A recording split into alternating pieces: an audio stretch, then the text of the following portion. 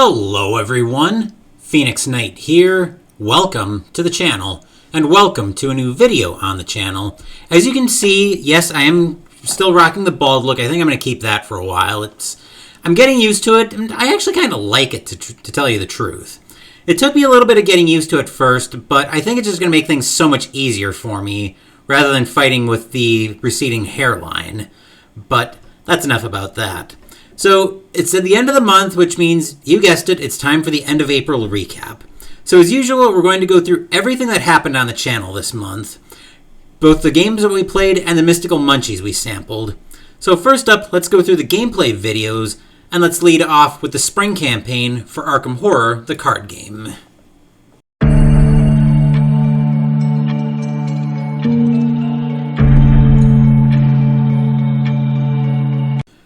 One of the things that I felt was always going to be challenging with these recap videos was how I handled not just games that I've replayed, but when it comes time for a campaign in Arkham Horror the card game, to how I'm going to recap that. The Summer of Lovecraft and Christmas in Arkham will be a little bit easier because those will play as three separate games, which means I can talk about essentially each game individually, with maybe some overlaying comments on the campaign itself and how that went. But the thing with the spring campaign, the seasonal campaigns for Arkham Horror, the card game, is they're all the same game. So basically I have to talk about them with the game as the game itself. So obviously I've featured this one on the channel before, so I really enjoy it. Anybody who's been around for a while knows that. So I figured so that's where I kind of came up with the campaign recap idea. So, as you might recall, we did a learning campaign for Night of the Zealot, using two very simple investigators to help the new players in the community kind of make sense of the game and how it plays. Hopefully, if you played along, you had a great time with that.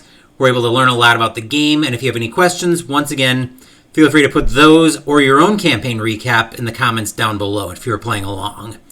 So, as far as my campaign recap goes, as you saw in the first scenario, we pounded the ghoul priest into pieces fairly easily. Zoe's pretty good at that. We lost control a little bit in the Midnight Masks, where we ended up having four cultists get away from us. And that really came back to bite us in the Devourer Below when we had our final showdown with Umordoth, where, well, we didn't even get to Umordoth. Daisy bit it from having a monster come out, and then Zoe ended up running away because she wasn't getting clues off the ritual site in a million years. So we ended up leaving Arkham to its terrible fate. Obviously, like I said, yes, I really enjoy the game.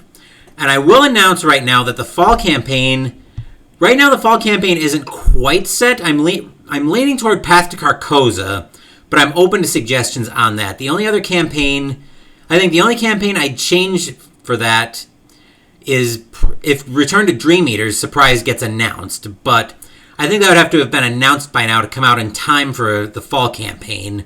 So as of now, it's going to be Return to Path to Carcosa, but I'll keep you guys posted on that, probably in the end of August. By the time we get to the end of August recap, I'll know for sure what the fall campaign is going to be, and I'll announce it for sure at that point. But that's enough for Arkham Horror, the card game, and the spring campaign. Now let's go into our next game, which was a flip and write that we've played before in Welcome To.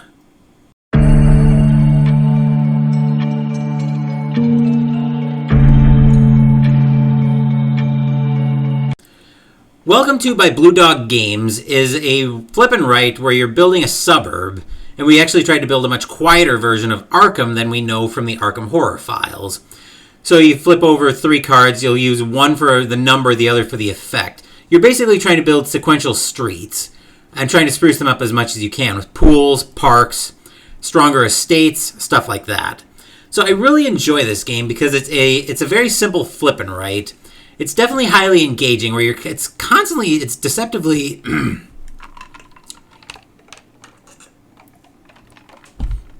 sorry, throat was getting a little dry there. It's deceptively strategic where you have to figure out how you want to put the numbers and the effects out. The theme really does come through in this game as well. And we didn't do too badly with 79 points. So, like with the spring campaign play along, I'm curious if you played along with that video, how you did on that. You can put that in the comments down below as well. So next up, we had our first new game to the channel in Lucidity, Six-Sided Nightmares.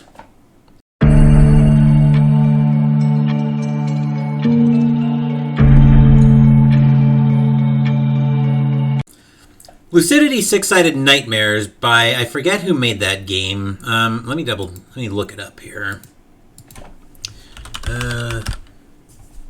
Lucidity Six-Sided Nightmares, here we are.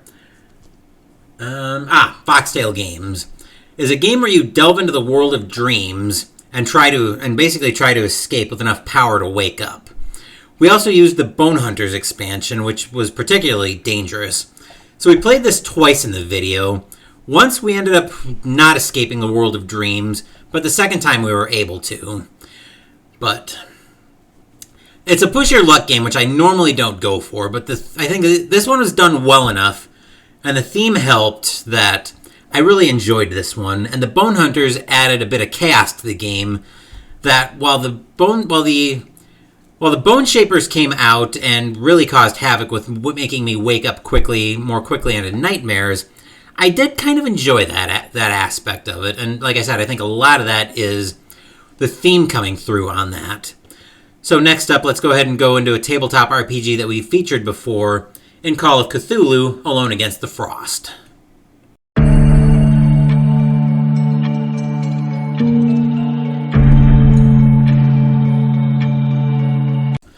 Call of Cthulhu Alone Against the Frost is a solo adventure in the Call of Cthulhu system by Chaosium Incorporated, where you take a small academic expedition into the Canadian wilderness. I have featured this one on the channel before, but I really enjoy Call of Cthulhu, and I've enjoyed the solo adventures that I've played on the channel so far. I would like to do more with group games, but it's been hard finding a group that I can play with, and the schedule is just not very conducive at all to doing anything with a Call of Cthulhu group like that. So I did manage to escape this adventure, thankfully. So we got out of it, and we managed to not get pulled into jail. Of course, we were in danger of that with the expedition falling apart around us in a hurry. But that's it for Call of Cthulhu Alone Against the Frost. Our other three games will all be new to the channel, and first up on the new games, we played Titlebout 2.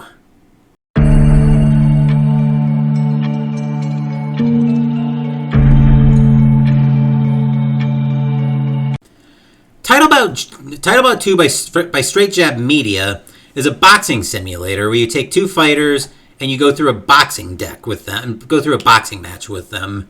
I really enjoyed this game. I really enjoyed this game. Our first fight was Mike Tyson versus Muhammad Ali, and it probably didn't go how you would think a fight between those two would go. Tyson won fairly easily by teeing off on Ali in the second round. Now, I mentioned it in that video, but I'm still thinking about potentially running a boxing league around in combination with another game that I've been playing that I might get to the channel, but I'm still kind of working out the logistics on that. So, like I said, in combination with another game, I could do a league, but I want to do at least a couple more test recordings before I get into that idea, because I've got some concerns that I'm kind of kicking around in my head about that. So I'll have to do some more testing on that just to get the feel for how I want to run that league. But that's it on Titlebout 2. Our next new to the channel game was actually one that Jester sent me back in January, Tank on Tank Eastfront.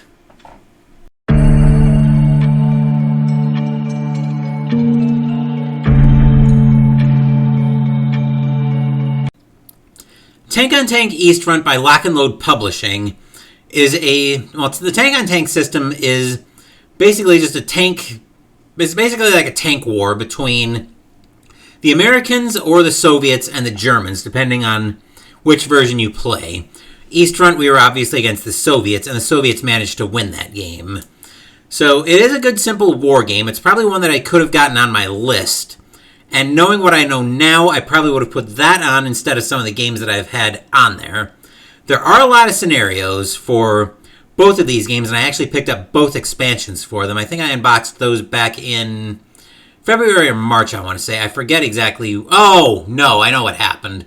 I was filming those, but I didn't like how they turned out, so I never put them on the channel. That's what happened. But I do have the expansions for each one of those games, and that which gives me even more scenarios and a lot of replayability on those. So just more food for thought on that. I could work through those scenarios on the channel. Last game we had on the channel was actually one that just got uploaded today, which was the 6th game on my Tack Up Wargaming list in Hitler's Reich.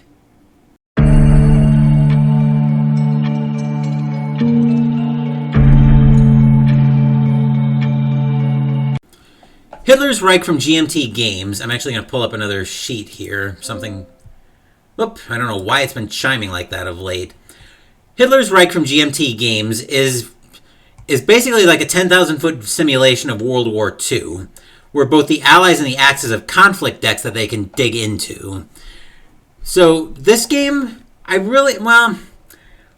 kind of enjoyed it, but there were definitely a lot of problems with it. So the rule book, when I was learning the game, the rule book was at first very, very confusing, but the living rules from GMT's website actually helped it make a lot more sense. That and just playing the high holy hell out of this game to get the feel for it. So it did end up making sense. I probably still made some mistakes in that playthrough.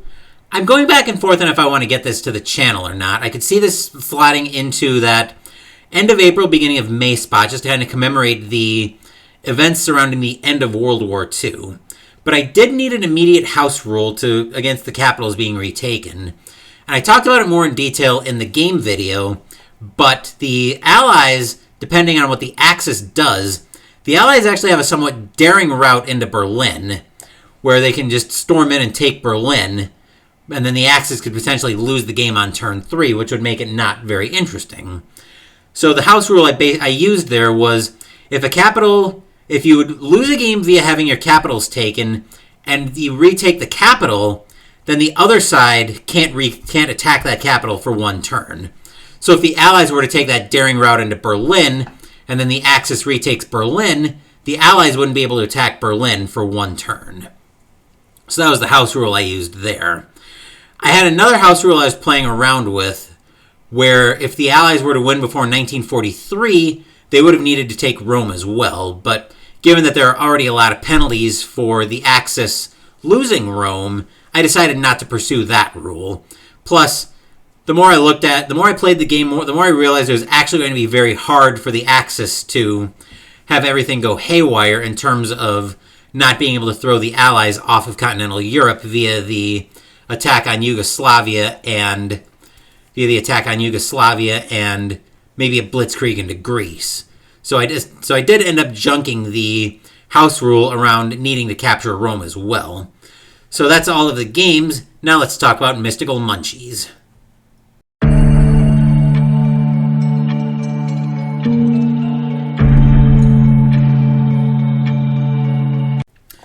For Mystical Munchies last month, we cooked it out of the World of Warcraft New Flavors of Azeroth cookbook.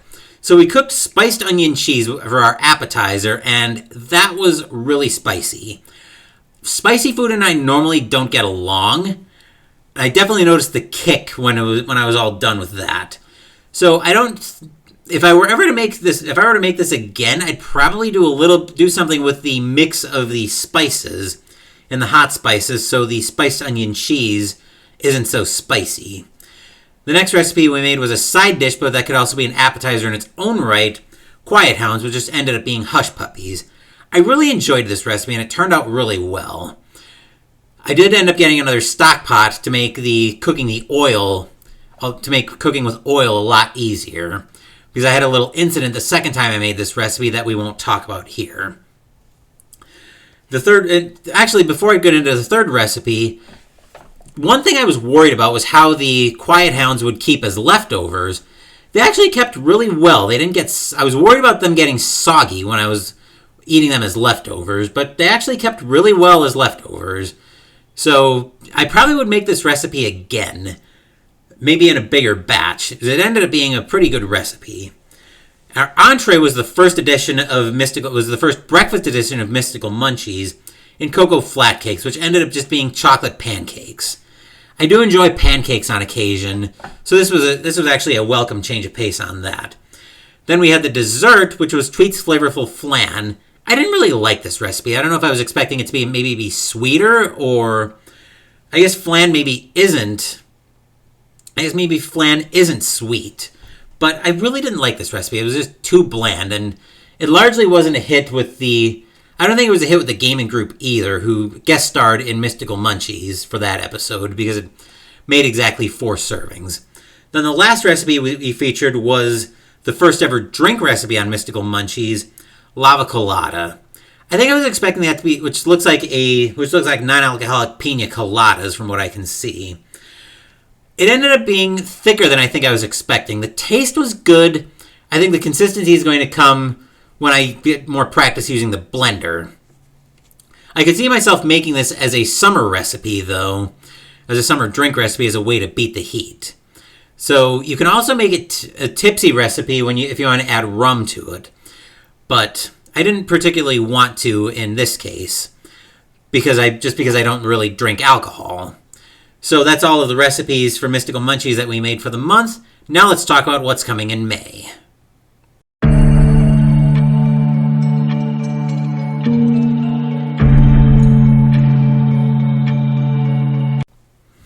We're going to lead off May with a Wednesday video and a debut game on the channel as we pay a visit to the Wizarding World of Harry Potter as we play Harry Potter Hogwarts Battle.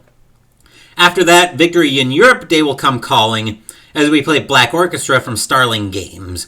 We're also going to use a variant for that game, but I'll go through how that will work when we get to that video. After that, we'll actually have a couple of new games on the channel for the month. So we'll be playing Role Player as well in the month. We're also going to spend some time in the Mythos as we play Elder Sign and Arkham Horror 2nd Edition, but I think on the content schedule, I was going to say maybe I have those 2 reversed, but I don't think I do. I'll have to double check that, but I will be playing those 2 games as well. I did want to get some more exhibition playthroughs on the 3 games for the Summer of Lovecraft and Christmas in Arkham, so we're going to get those in on the channel next month. Then we're going to spend some time with the Story of the Bismarck as we play Atlantic Chase and the 7th wargame on my Tack Up Wargaming list, Bismarck Solitaire. This time I'm going to try Atlantic Chase as a Wednesday game to see where I want to fit it best in the schedule moving forward. In addition, we'll also play Terra Mystica and Aeon's End for the month.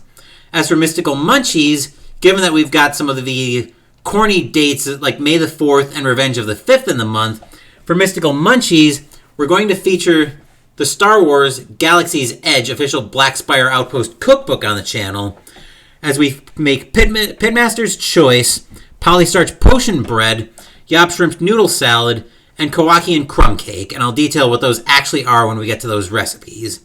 So with that, let's go ahead and wrap this video up.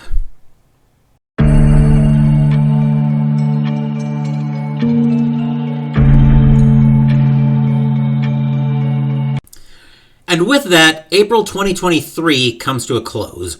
Later tonight, I'm going to be live with Jester, Lower Slower Board Gamer, and Higher Ground Gaming on Jester's channel as we start counting down our top 50 board games. We'll be doing this for the next 5 weeks. So tonight we're going to do 50 to 41, then it'll be 40 to 31, so on and so forth until we get through our lists. I'm also planning to do a separate list at some point on my top 50 video games, and I'm going to fold those 2 lists together to get to my top 100 games of all time, but I need to find time in the schedule to do all of that. As for the immediate next videos on the channel, Wednesday we're going to pay the aforementioned visit to the Wizarding World of Harry Potter as we play Harry Potter Hogwarts Battle, and next week, Sunday, we're going to play a Black Orchestra with the aforementioned new variant. As for Mystical Munchies, in between those 2 videos on Saturday, we'll have our first recipe as we cook the appetizer, which was going to be Pitmaster's Choice. Let me just double check to make sure that is an appetizer. Some of these are not easily lined up as, oh, look, this is an appetizer, this is a side, yada, yada, yada. Page 45. Sorry, I'm just going through. Double checking this. Oh, yes. Okay, that was going to be the appetizer. All right, so we've got that straight. So Wednesday, the Wizarding World of Harry Potter comes calling with Hogwarts Battle. Saturday, Mystical Munchies with the Pitmaster's Choice. And Sunday next week, we'll be playing Black Orchestra from Starling Games with the variant. Thank you for watching the video. Please give the video a thumbs up and subscribe to the channel. Be sure to turn on notifications so you get my content. Be well, stay safe, take care of yourselves and your loved ones, and I'll be back with more videos in the future. Until then, take care everyone.